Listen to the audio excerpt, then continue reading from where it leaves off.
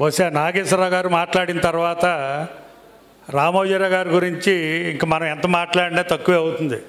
ఎందుకంటే ఆయన జీవితం మొత్తాన్ని కూడా ఒక 4 అంశాల్లో మన కళ్ళకు కట్టినట్టు ఆయన వివరించారు.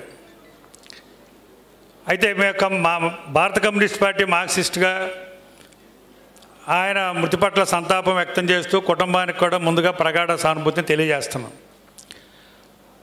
ఆయన క్రమశిక్షణ గురించి, నిబద్ధత గురించి అనేక అంశాలు చెప్పారు. కానీ నేను ఒక అంశం చెప్పదలుచుకున్నాను. ఆయన మీద కమ్యూనిస్టు ఉద్యమ భావజాల ప్రభావం చాలా పెద్ద ఎత్తున ఉన్నది. ఆయన ఏ పార్టీకి ఇప్పుడు సభ్యుడు కాకపోవచ్చు, కానీ 1962 వరకు ఆయన ఆనాటి ఉమ్మడి కమ్యూనిస్ట్ పార్టీలో సభ్యుడిగా, కార్డు హోల్డర్గా ఆయన ఉన్నాడు. ఈయన స్వయంగా మేము 2012లో సుమన్ గారు చనిపోయినటువంటి సందర్భంలో మేము వెళ్ళలేకపోయాం. తర్వాత అన్ని కార్యక్రమాలు పూర్తయిన తర్వాత ఓ 15 రోజులకి నేను ఇతర మా పార్టీ పెద్దలు అందరం వెళ్ళి కలిసినప్పుడు మేము ఈ సంతాపం ఇవన్నీ చెప్తూ ఉంటే ఆయన అన్నారు, మనం చేయాల్సినంత చేశాము, అన్ని ప్రయత్నాలు చేశాము, జరిగిపోయింది, ఇక వాటి గురించి మళ్ళీ మీరు నాకు చెప్తే ఎందుకు అని రాజకీయాల్లో మాట్లాడటం అనేది ఆయన ప్రారంభించాడు. ఆ క్రమంలో ఆయన చెప్పాడు, నేను నాస్తికుణ్ణే, నేను ఈరోజు ఎంత క్రమశిక్షణగా ఉన్నాను అంటే ఢిల్లీలో ఆయన ఉన్న రోజుల్లో సుందరయ్య గారు, చంద్రరాజేశ్వరరావు గారు వాళ్ళతో అనుబంధం చాలా గొప్పది ఆయన. అందువల్ల వాళ్ళు ఆ రోజుల్లో అప్పటికే సుందరయ్య గారు అన్నా కానీ, లేదు చంద్రరాజేశ్వరరావు గారు అన్నా కానీ ఎటువంటి విశిష్టత కలిగిన వ్యక్తులు మనకంటే ఆయనకు బాగా తెలుసు.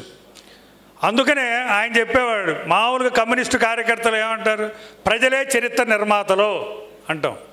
ఆయనట నమ్మిన ఆయన.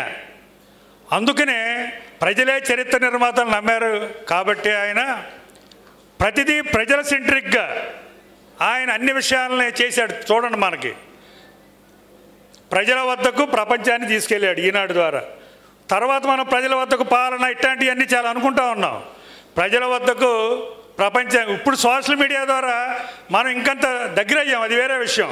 కానీ మొట్టమొదటిసారిగా ఈనాడిని గ్రామాన ఊరూరికి తీసుకెళ్ళటం ద్వారా ప్రపంచాన్ని ప్రజల వద్దకు తీసుకెళ్ళిన ఘనత ఆయింది.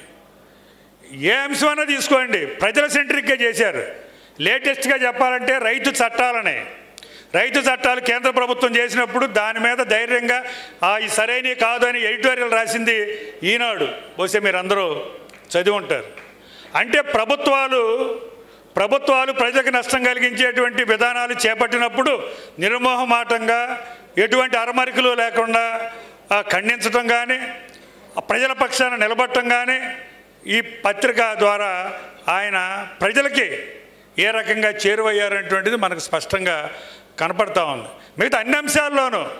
అందుకనే మన పాడుతా తీగ గురించి, జబర్దస్తుల గురించి ఇవన్నీ మాట్లాడతాం. ఆయన ప్రజలే చరిత్ర నమ్మాడు కాబట్టే మట్టిలో మాణిక్యాలు అంటాం. అందువల్ల మాణిక్యాలు ఎక్కడో ఉండవు.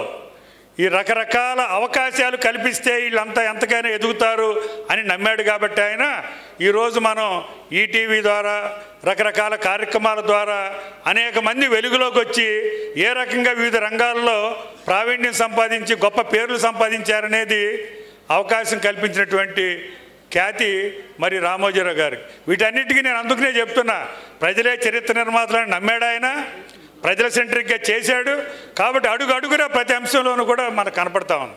మామూలుగా కమ్యూనిస్ట్ కార్యకర్తలు ఒక మాట అంటారు, క్యాపిటలిస్ట్ ఎఫిషియన్సీ, బోల్షివిక్ స్పిరిట్.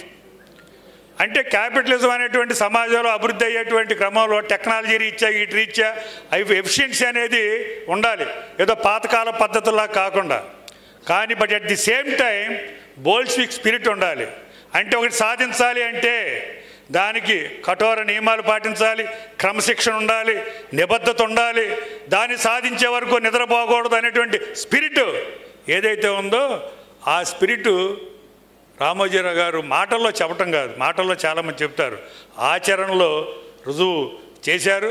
అందుకనే ఇందాక నాగేశ్వరరావు గారు అనేక విషయాలని 4 అంశాలుగా మనకు ఏదైతే చెప్పారో వాటన్నిటినీ తూచా తప్పకుండా మాటలుగా పరిమితం కాకుండా ఆచరణలో అమలు చేసి ఆ రకంగా మనం ముందుకు నడవాలి అని చెప్పినటువంటి మహనీయుడు రామోజీరావు గారు.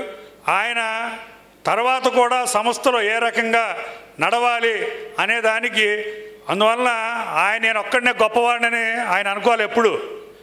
నేను ఇందాక చెప్పా, వ్యక్తుల వల్ల కాదు, సమిష్టి తత్వం వల్లనే జరుగుతుంది.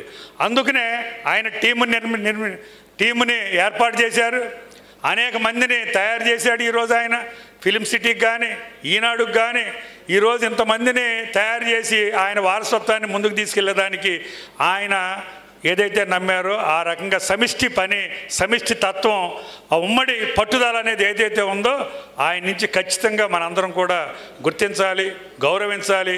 అదే ఆయనకు అర్పించే నిజమైన నివాళిని తెలియజేస్తూ నాకు అవకాశం ఇచ్చినందుకు లక్ష్మణరెడ్డి గారికి మరొకసారి ధన్యవాదాలు తెలియజేస్తూ సెలవు.